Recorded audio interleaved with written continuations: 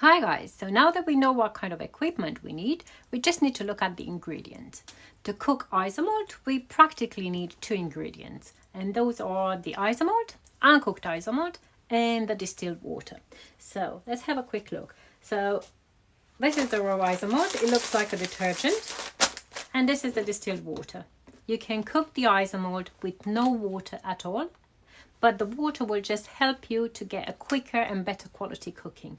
Okay, to get the isomalt, you just need to go into a cake decorating shop, or you can just buy it online from different suppliers. I don't think brand has any relevance. Any kind of brand will do. It's just the sugar. So distilled water, you can buy this from your local pharmacy, or you can order it online as well. I normally just buy mine in large quantities, like a big containers, and then use small ones just for convenience.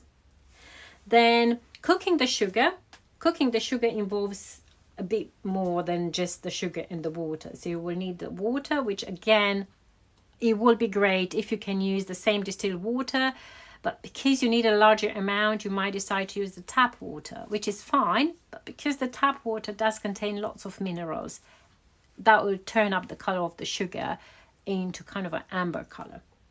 So water, sugar. The sugar ideally needs to be a cane sugar, and definitely granulated sugar. No caster, no icing, just granulated sugar. The bigger the granules, the better.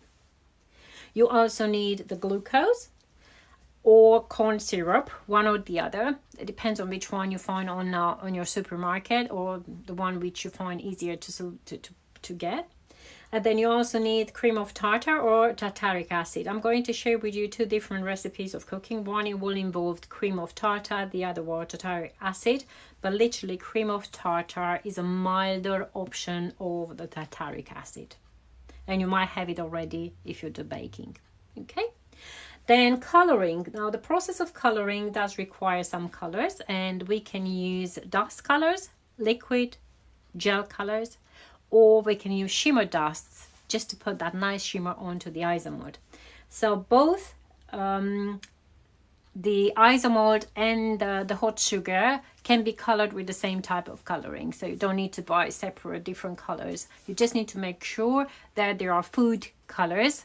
And again, brand is not relevant. Whatever color brand you prefer, they will be fine.